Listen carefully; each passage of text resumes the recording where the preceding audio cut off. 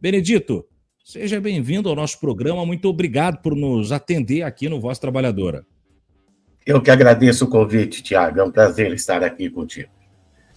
Benedito, comecemos então, né, dando um giro, né, por esses dois casos. A gente poderia aqui ficar elencando, né, episódios na Polícia Militar, em especial de São Paulo.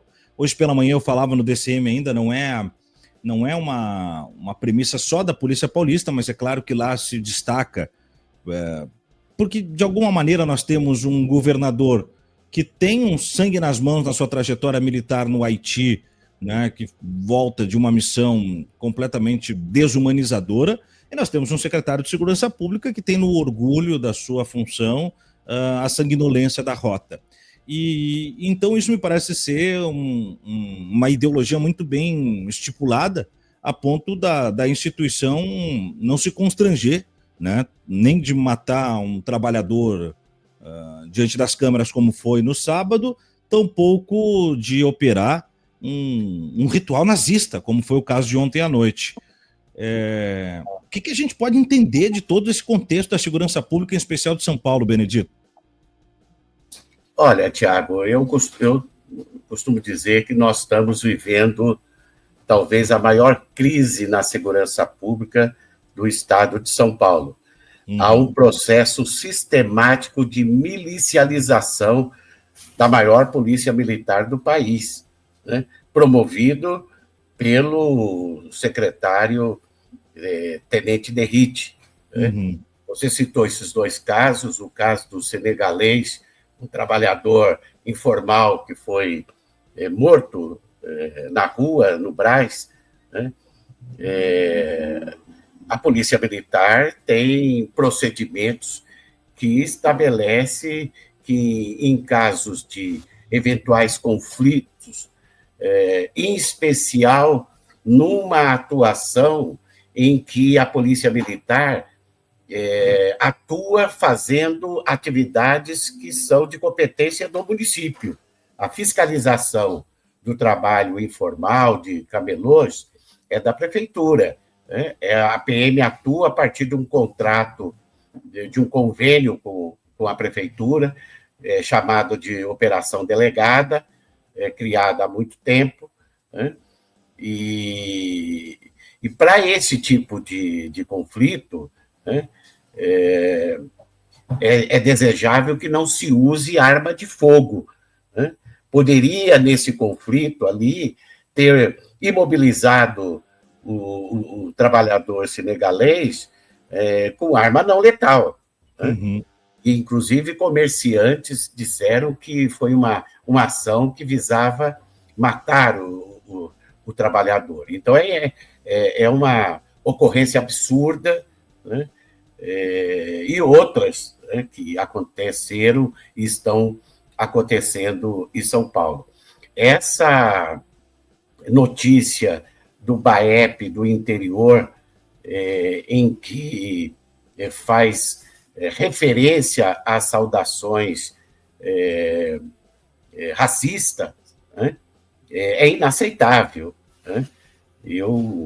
Se eu estivesse na condição de ouvidor da polícia, eu fui ouvidor da Polícia de São Paulo, Polícia Civil, Militar e Técnico-Científica por 7 anos, eu abriria imediatamente o procedimento e pediria para trocar o comando do batalhão.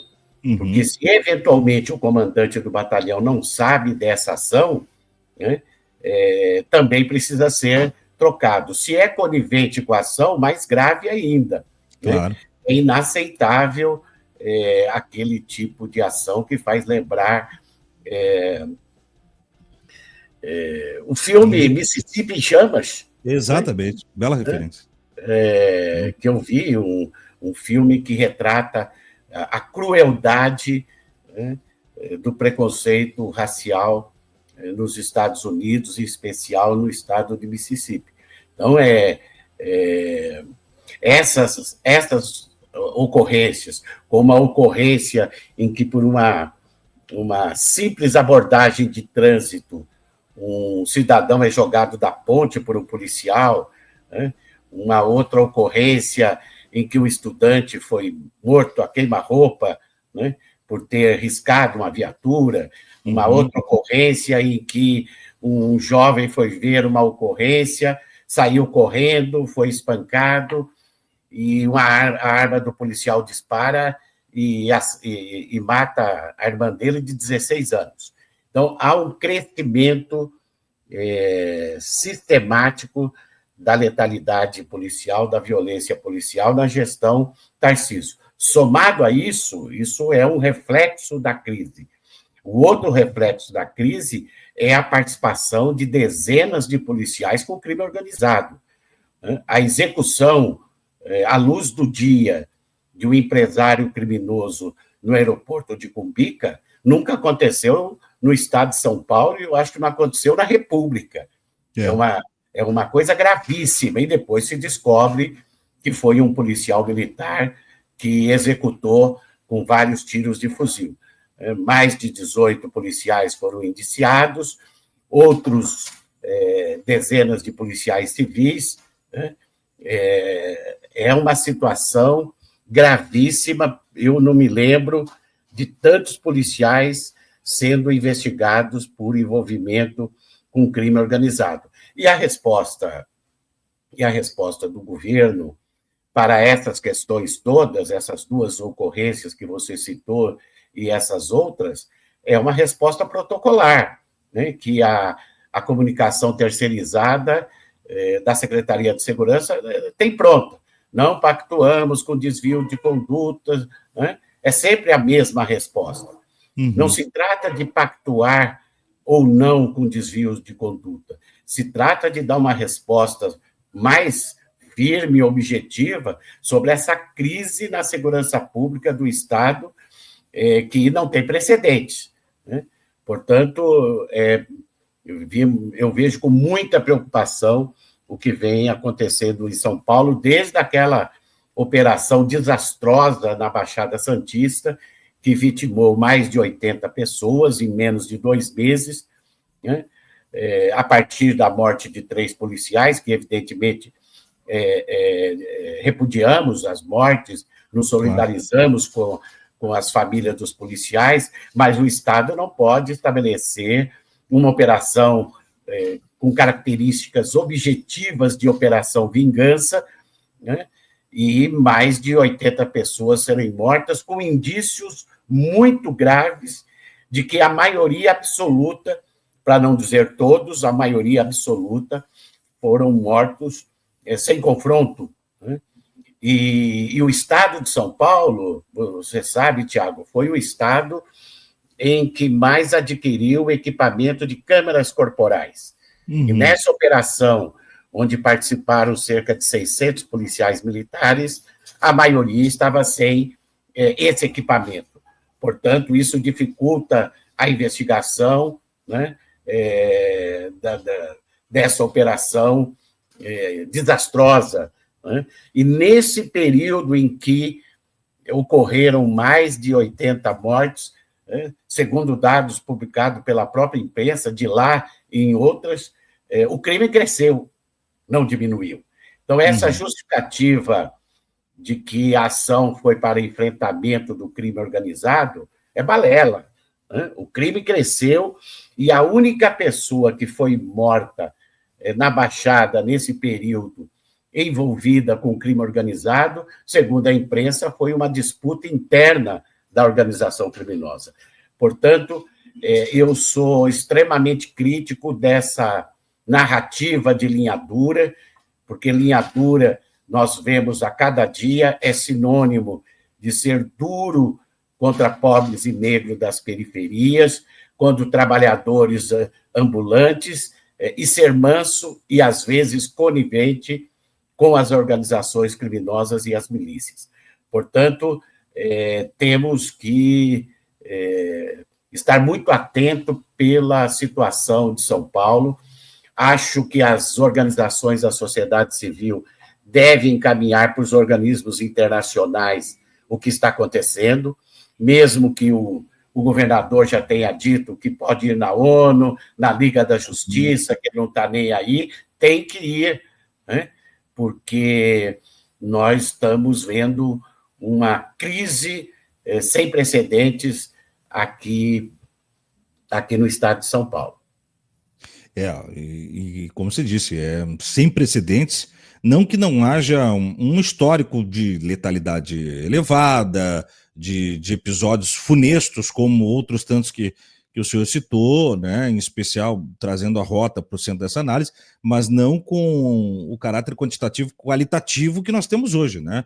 É um curtíssimo espaço de tempo para episódios tão tenebrosos assim. E aí, se a gente faz uma migração rápida, né? Você falava, Benedito, da responsabilidade da Guarda Civil para algumas abordagens e a Polícia Militar fazendo, tem a inversa relação desproporcional, que é armar a Guarda Civil e também fazê-la uma polícia ostensiva, né? E uma polícia que já tem também agudizado sua relação de abordagem, ainda que sem armas, com cacetetes, com violência braçal mesmo, né? Ainda ontem, alguns parlamentares colocaram vídeos, né, tentando reagir a uma tentativa de não armar essa instituição militar, e nesses vídeos tem dezenas, pelo menos, de situações terríveis sem o uso da arma de fogo. Como é que você vê esse momento? O Eduardo Paes mesmo hoje gravou um vídeo comemorando, né, que no Rio de Janeiro a Guarda Municipal estará armada porque vai ajudar na ostensividade e no trabalho contra o crime organizado, entre outros fatores. Como é que você vê, Benedito? Olha, eu vejo de duas formas, né?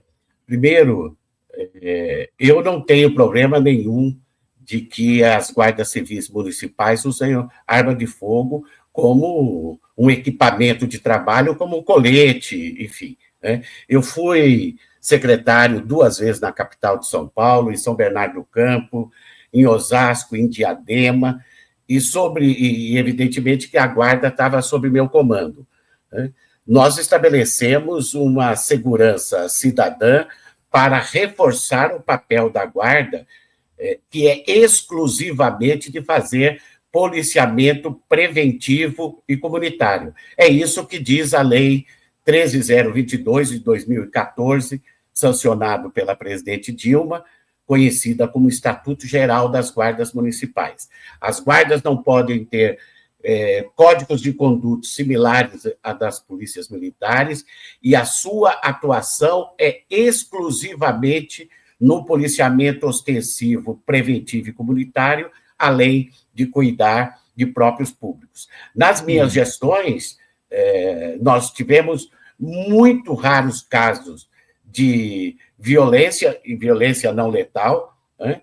E que foram devidamente apuradas pelos órgãos corregedores, que nas minhas gestões sempre foram órgãos autônomos e independentes das direções das guardas municipais.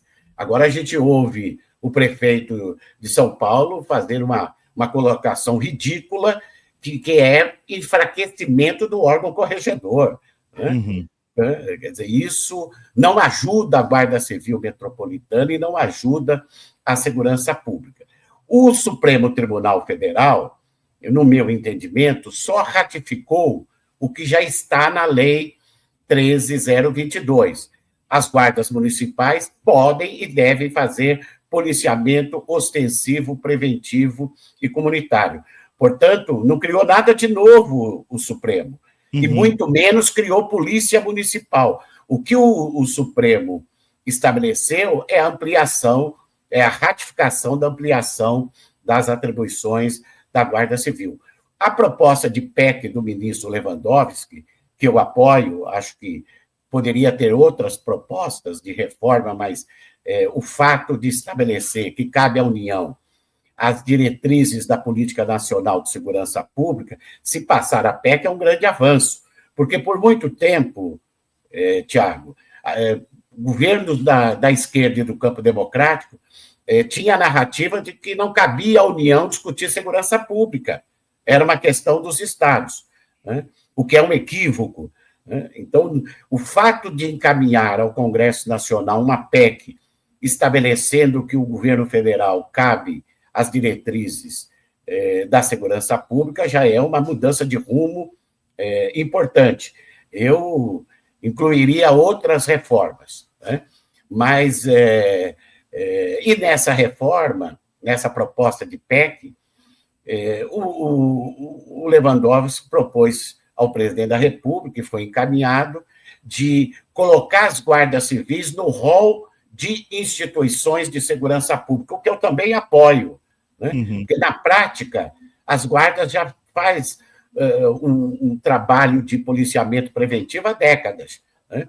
E é bom lembrar, o que está na PEC, o que vai para o rol de instituições policiais no artigo 144, é Guarda Civil Municipal, né?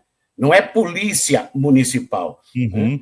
Eu acho que esses prefeitos que estão tentando mudar o nome das guardas civis para a Polícia Municipal em São Paulo, no Rio de Janeiro, em outras cidades aqui da Grande São Paulo, é puro oportunismo e demagogia. Né? Porque se a guarda vai para o rol de instituições de segurança pública, evidentemente que só vai lá quem é agência de segurança, portanto, é Polícia Municipal. Mas a referência, no meu entendimento, que a guarda deve ter, é a Guarda Civil Estadual, que existiu no Brasil, né, em mais de 16 estados, e foram extinta pelo golpe militar em 1970. Era uma guarda que usava uniforme, fazia policiamento ostensivo, mas era uma instituição de caráter civil. E era polícia, evidentemente que era polícia. Então, o que as guardas civis devem se espelhar são nas guardas civis estaduais que existiram antes do golpe militar. Aqui em São Paulo, a Guarda Civil Estadual chegou a ter 16 mil no seu efetivo e foi extinta do dia para a noite, né, pelo golpe. Né? Então, eu acho que tem que ter muita cautela para discutir a questão das guardas municipais. Acho que elas têm funções diferentes, não só da Polícia Civil, mas também da Polícia Militar. Eu não acho que cabe às guardas municipais cuidar da ordem pública e nem realizar policiamento repressivo.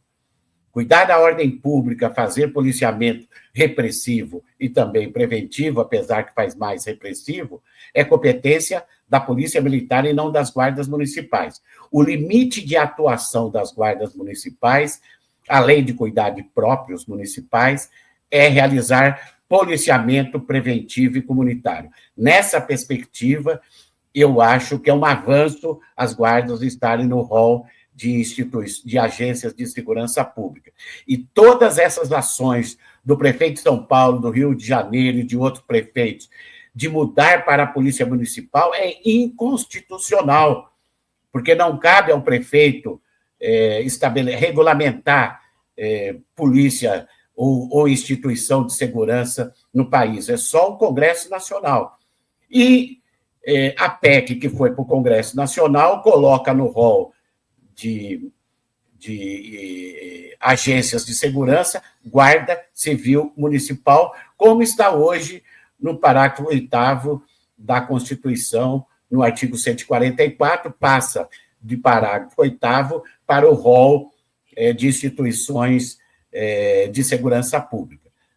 Então, tem muita demagogia, alguns que já querem ser pré-candidatos a governador e utilizam a segurança pública para propostas eleitoreiras, demagógicas, e que efetivamente não vai mudar em nada a segurança pública. A proposta de ação de linha dura, eu não tenho dúvida nenhuma, propõe a desordem, o caos e fortalece, direto ou indiretamente, as organizações criminosas. Porque quando o próprio Estado promove muita violência nas regiões periféricas, está alimentando as organizações criminosas que sobrevivem da violência. Portanto, é um equívoco, né? E essa política é a que existe há décadas. Se ela desse certo, nós não estaríamos com a crise de segurança pública que nós temos hoje.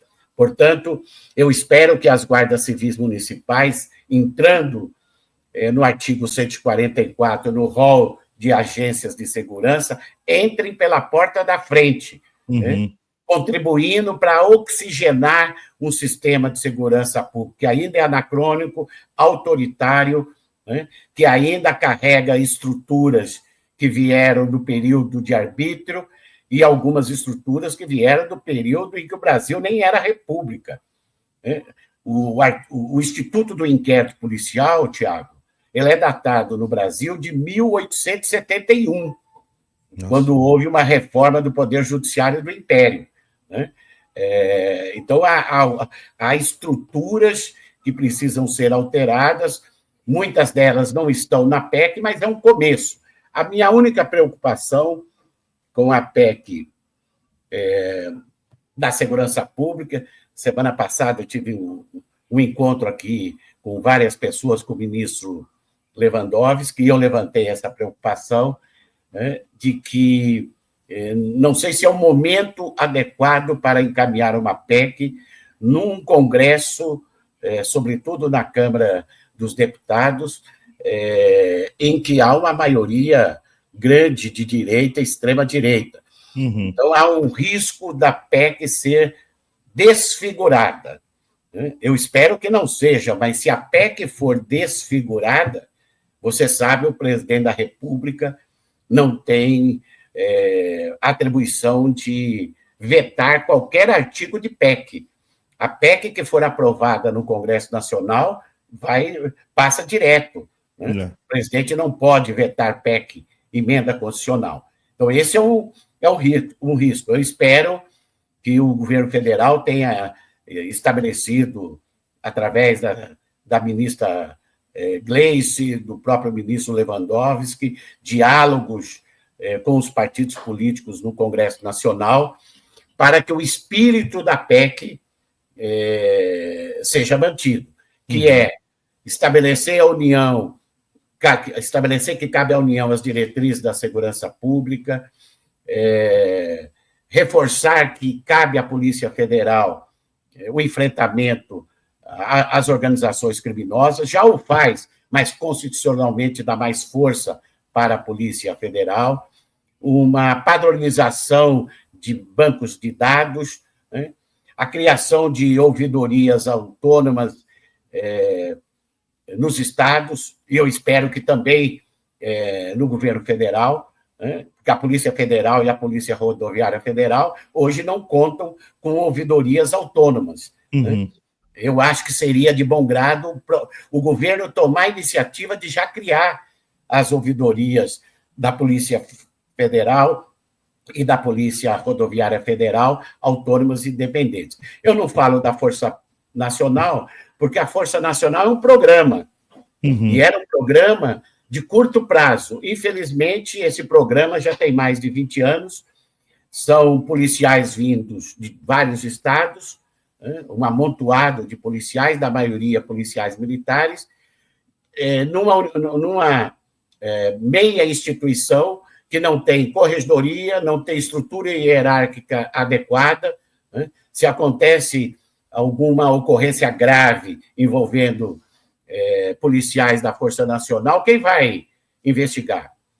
O Estado, porque 100% dos policiais são do Estado. O Estado pode dizer o seguinte, né? Eles estão a serviço da União, então não cabe ao Estado investigar. E a União pode dizer que os policiais são do Estado. Então, é um imbróglio essa Força Nacional. Eu já havia proposto, e no livro que eu lancei em janeiro desse ano, um dos artigos propõe a criação de uma Guarda Nacional de caráter civil, em substituição à Força Nacional. Essa, sim, uma instituição nacional ostensiva da União, né, com concurso público, com código de conduta, com estrutura hierárquica, e poderia dar uma pontuação diferente para aqueles policiais que, eventualmente, participaram da Força Nacional dos Estados, que queiram fazer o concurso para a Guarda Nacional. Então, é uma pena que isso não foi incluído na PEC da segurança pública. Mas eu gostei do tema que você propôs para a nossa conversa, o fracasso da segurança pública. Eu acho que grande parte, Tiago, do fracasso da segurança pública se dá pela omissão dos governos da esquerda e do campo democrático de colocar como prioridade a segurança pública. Nem todos os 42 anos de transição democrática, nós não tivemos iniciativas, por exemplo, de reformas no sistema, encaminhada ao Congresso Nacional, ou iniciativas de reformas infraconstitucionais que dependem de vontade e decisão política dos governadores. Por isso que vemos poucas diferenças, infelizmente, entre as ações das polícias num governo de direita ou extrema-direita e num governo de esquerda, o que é inaceitável, né? Em 42 anos, esse tema, para mim, o mais sensível e importante hoje na conjuntura, né, ainda não ter sido uma agenda efetivamente prioritária da esquerda e do campo democrático, apesar da esquerda e o campo democrático terem produzido centenas de projetos de reformas do sistema de segurança pública. E o meu livro, que é uma coletânea de 60 artigos, relembra grande parte dessas propostas. A dificuldade, portanto, para a esquerda e o campo democrático não é produzir propostas de reformas, mas transformá-las em políticas públicas quando vira governo, seja governo estadual ou federal. E não vejo na linha reta do horizonte algo também para um futuro próximo, Benedito. Quando você falava em referências, né, daí me pega bastante que vou voltar a citar o Eduardo Paes, que hoje pareceu bem animado com o caso da Polícia Municipal lá, da Guarda Municipal do Rio de Janeiro. Ele vai a El Salvador conhecer as experiências de segurança pública do Bukele, né, que é uma das polícias mais violentas do mundo, né? Então eu não sei o que ele vai trazer de bagagem disso, mas me apavora. Ao mesmo tempo que o Ricardo Nunes abraçou o líder do MBL numa reunião nesta semana, após o sujeito falar a seguinte frase: se a polícia tiver que matar, tem que matar, né? Tem que tentar prender, se não conseguir prender, o cara reagir que mate, né? Essas são duas diferenças. E ele completa dizendo que não precisa só ficar falando de investigação, né? Como se diminuindo a importância de órgão corregedor, né? Exatamente. Eu acho que mais totalmente equivocado, né? Totalmente equivocado as falas dos dois prefeitos, mas o prefeito do Rio de Janeiro, que é um grande quadro político nacional, na área de segurança pública só está falando besteira, né? Primeiro, queria criar uma força municipal de segurança. Ele não pode, só o Congresso Nacional, né? Aí desistiu disso, né? E fala em armar a guarda civil, que a maior guarda civil do país é do Rio de Janeiro, né? O problema não é armar a guarda civil, é armar para quê? Porque hoje o discurso é de senso comum, é demagógico, né?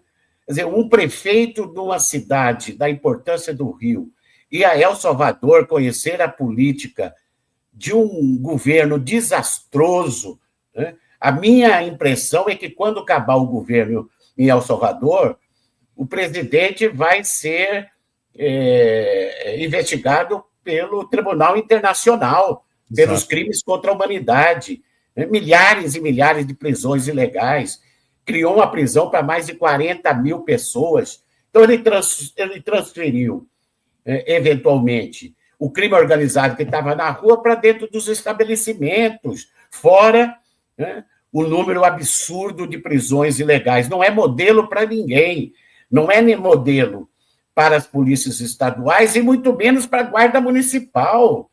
O prefeito parece que ele já tá se achando governador, né? Porque a Guarda Municipal não tem atribuição de realizar policiamento repressivo. Ora, se não tem atribuição de realizar policiamento repressivo, né, ir visitar um país, né, que comete violações sistemáticas, né, dos direitos humanos com uma ação ilegal, repressiva, né, o que vai trazer de benefício para a Guarda Civil do Rio de Janeiro? Nada, né? Então, eu acho que os pré-candidatos a governador de 2026 precisa ter um pouco de cautela para falar de segurança pública, né, para não ficar sistematicamente repetindo propostas demagógicas, eleitoreiras, né, e que não vai mudar efetivamente em nada a segurança pública do país. Aí tem, né, um outro aspecto, Benedito, que quando você falava do campo progressista e essa anomia, né, na condição de governo de alterar status quo, eu falava pela manhã, né, que o pau que bate em Chico tem que bater no Francisco também, né?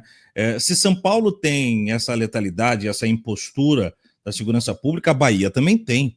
E a Bahia é gestada pelo PT. E por que São Paulo acaba sendo mais alvo de crítica do que o governo baiano, Benedito? Olha, primeiro, porque a grande mídia centraliza muito as notícias nos grandes centros, São Paulo, Estado de São Paulo, Minas Gerais e Rio de Janeiro, né? Agora, eu pessoalmente, né, por mais de uma vez, já fiz críticas à política de segurança pública da Bahia. É uma política, no meu entendimento, equivocada, né?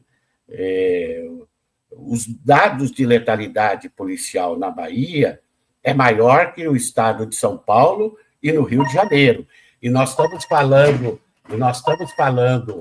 em São Paulo de uma crise de segurança pública.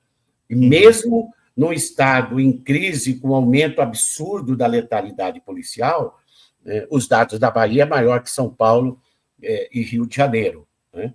Portanto, eu vi há um mês o governador trocou o comandante geral, o delegado geral, a polícia técnica científica.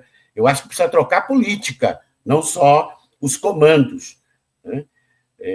Depois de 20 anos, né, do ponto de vista da política de segurança pública, e estamos falando de segurança pública, não há grande diferença entre a política da Bahia e desses governos que têm uma política equivocada, como São Paulo e Rio de Janeiro. Portanto, eu não me omito em dizer que a política de segurança pública da Bahia é equivocada. Na verdade, Tiago, em toda a transição democrática, nós tivemos poucas iniciativas de uma nova política de segurança pública, uma política de segurança pública da democracia.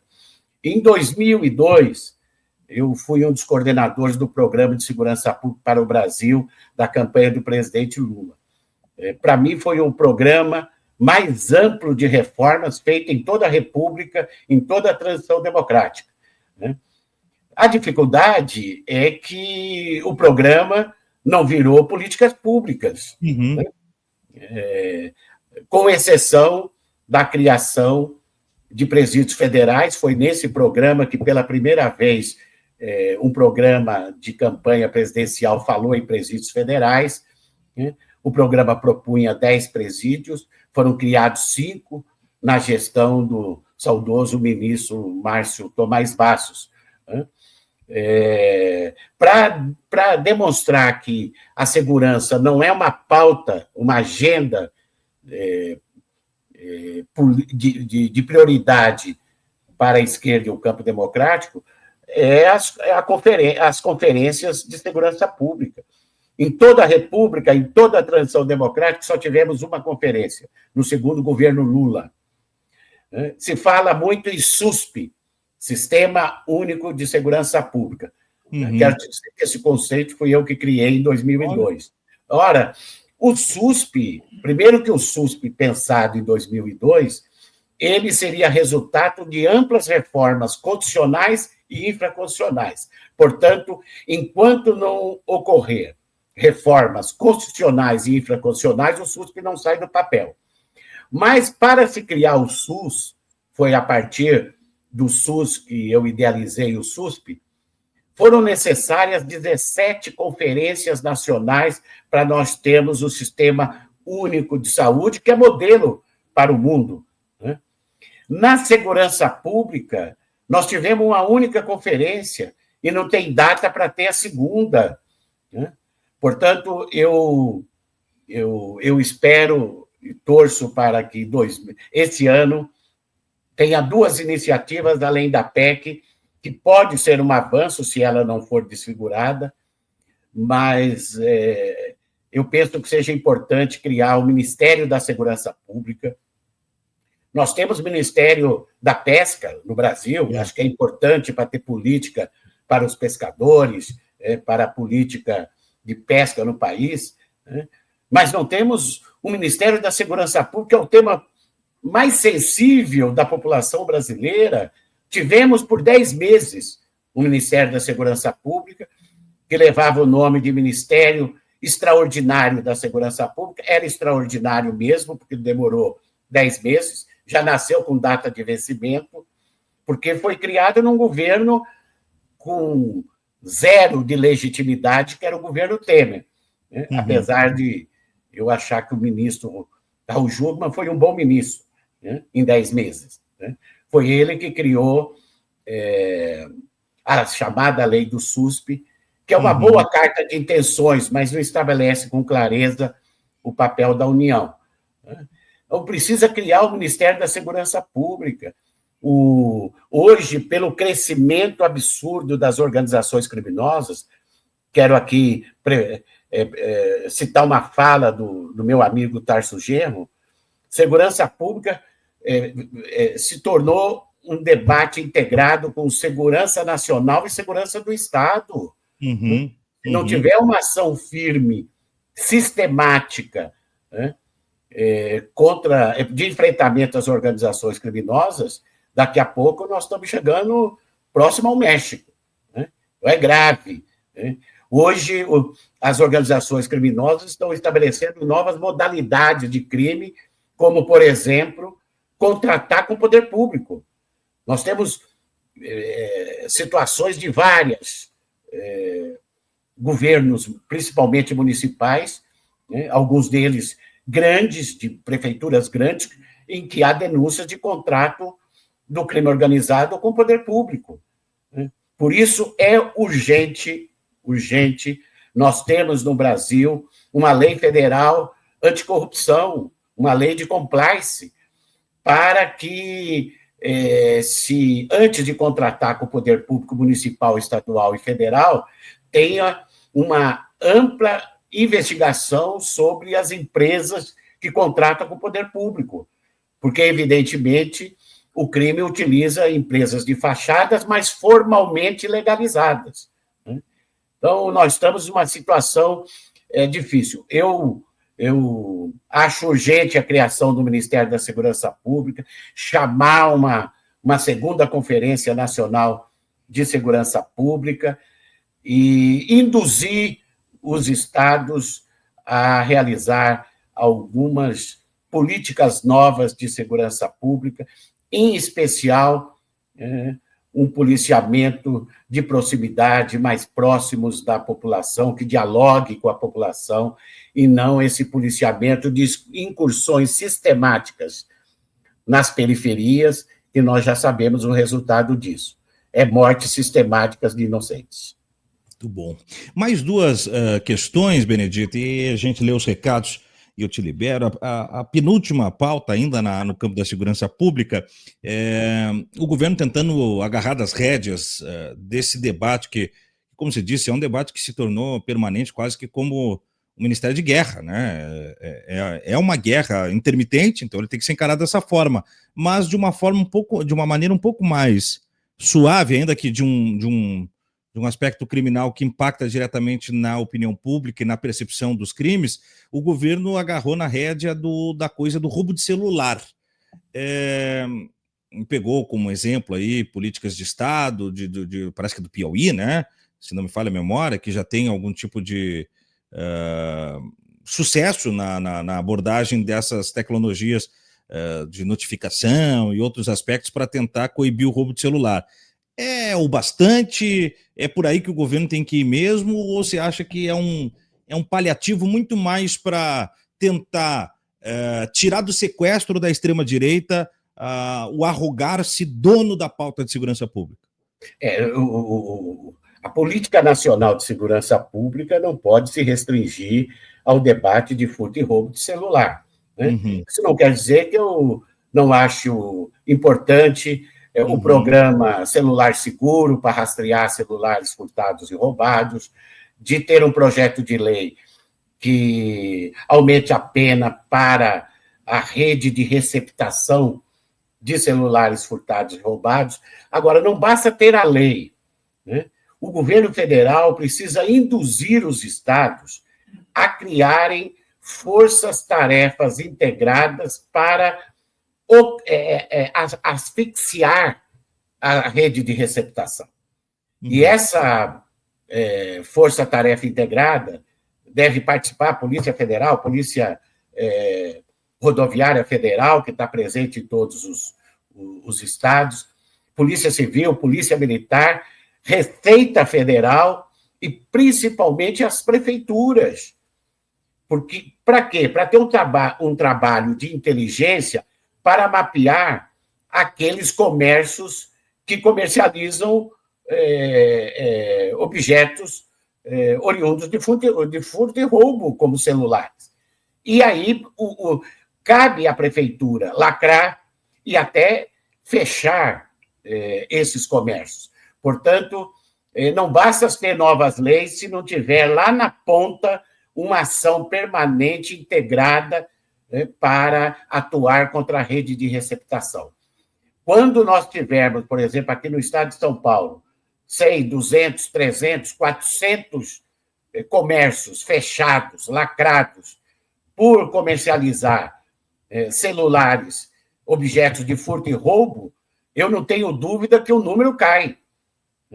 Então, junto com a lei, tem que ter uma ação sistemática nos estados, nos municípios, poderia também incluir as guardas civis municipais nessa força-tarefa. Então, o grande desafio nosso hoje, no Brasil, é ter uma ação de inteligência para enfrentar as estruturas intermediárias superiores das organizações criminosas e das milícias. Esse é o grande tema.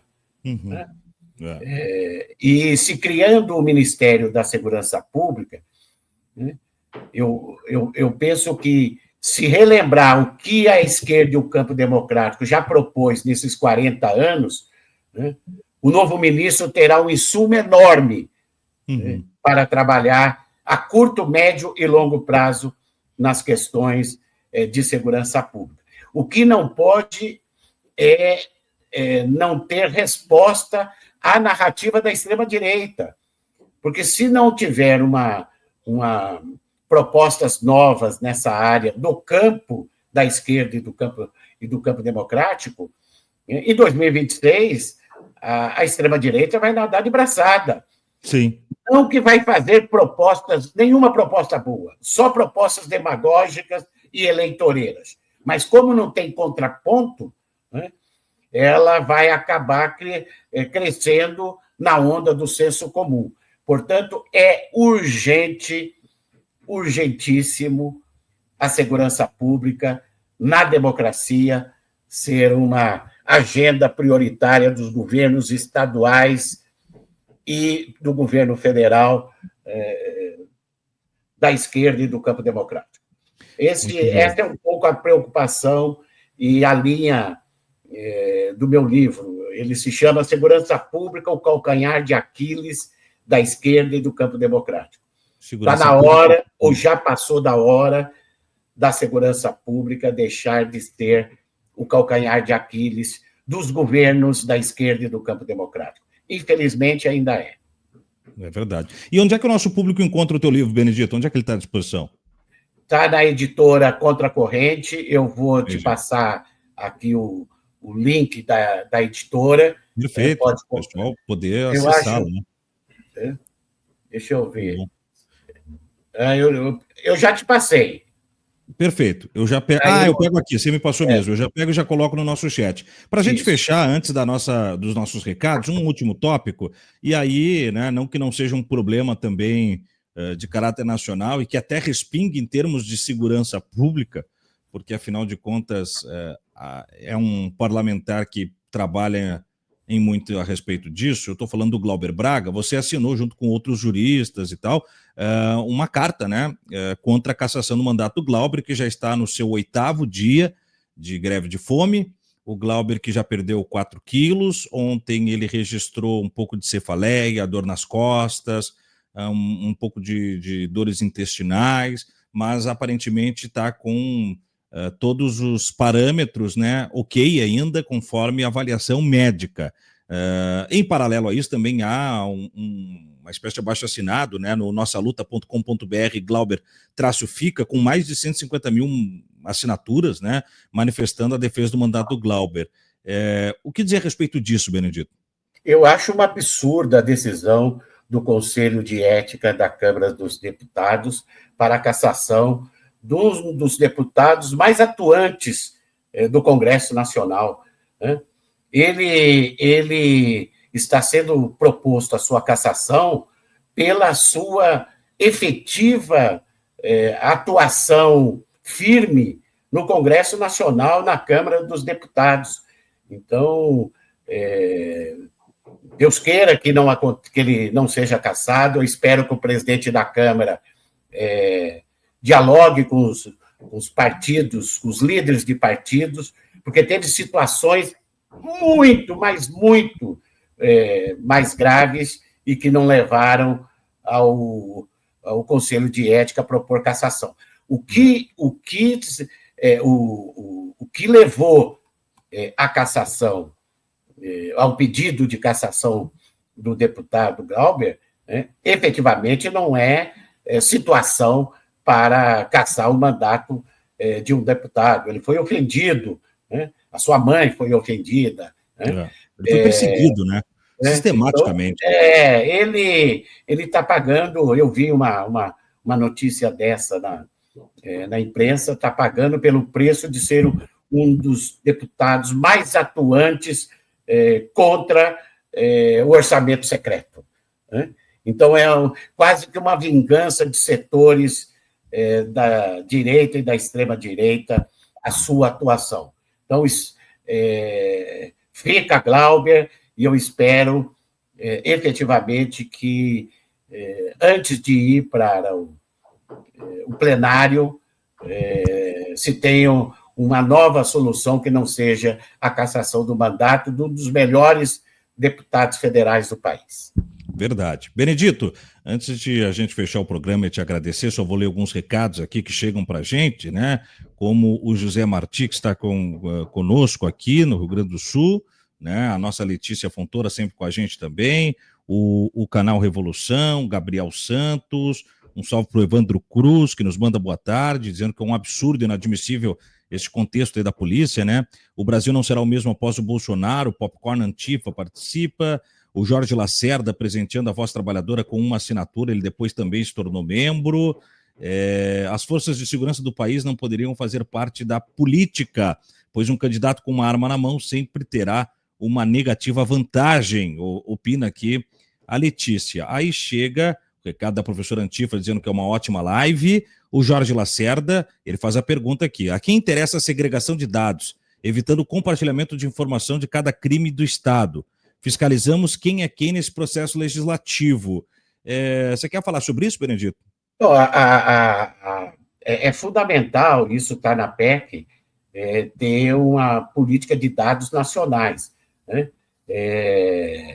O que quem perde de não ter uma política nacional de bancos de dados? Perde a segurança pública, perde a população, né?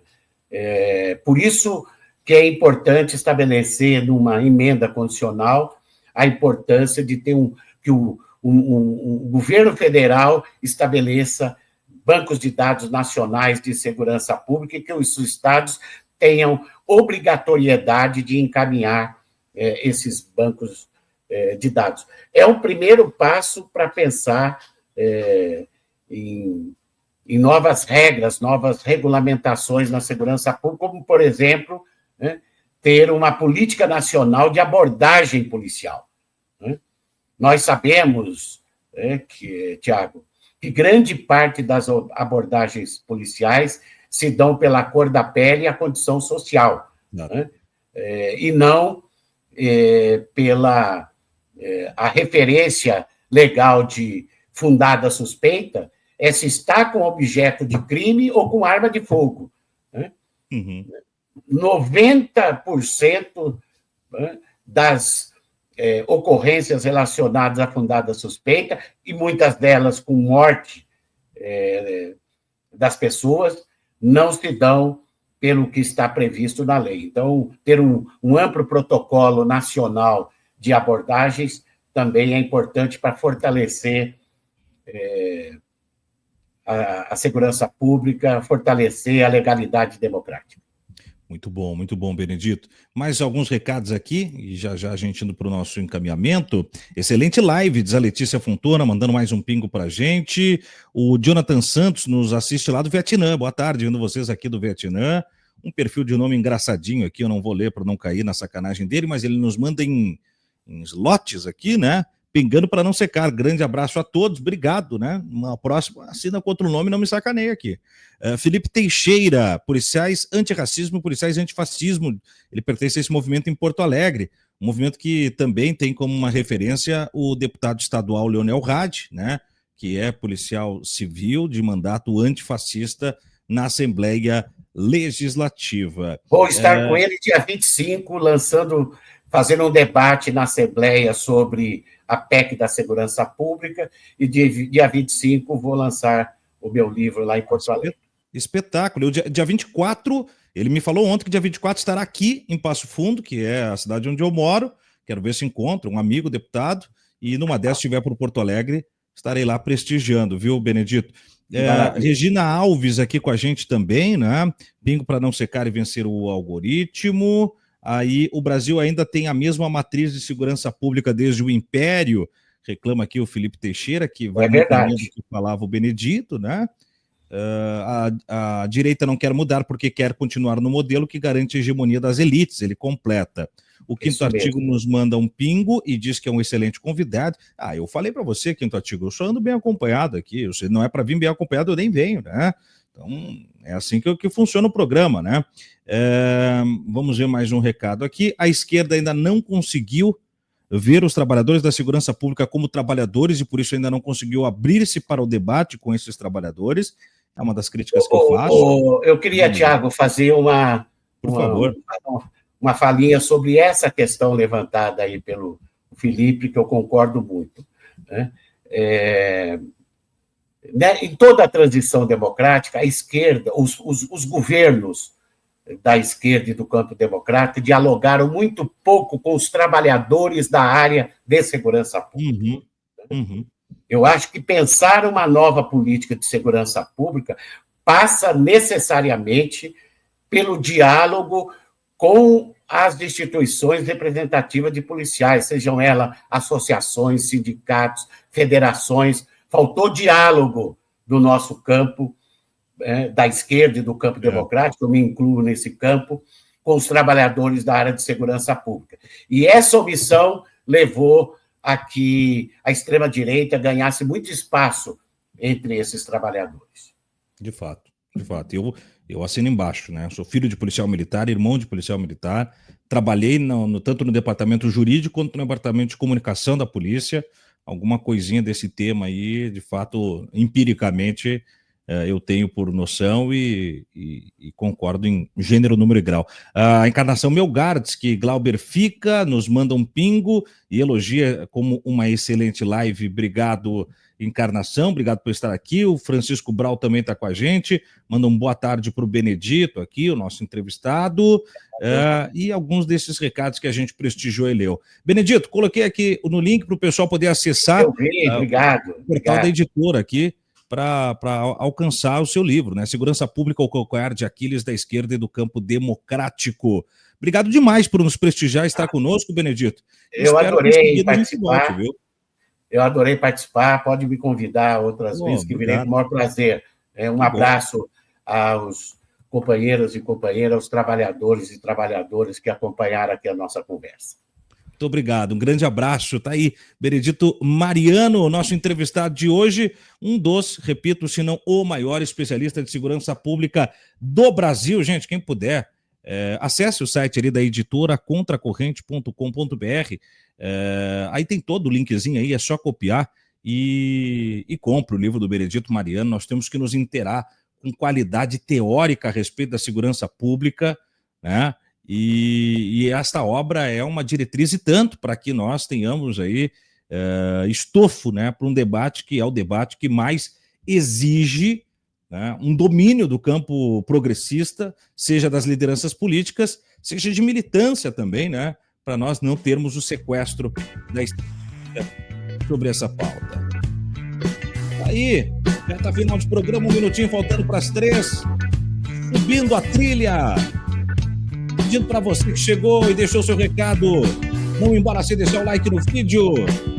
Pedindo para você também se inscrever no canal, compartilhar o nosso conteúdo e vir de segunda a sexta-feira, às 2 da tarde comigo.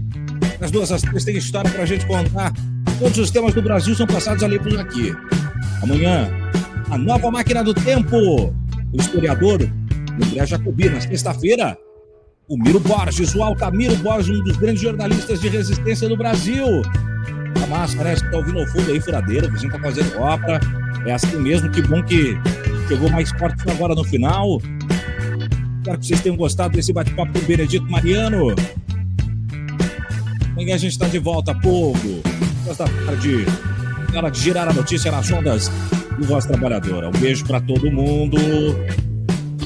Barulho, eu vou nessa. Tchau.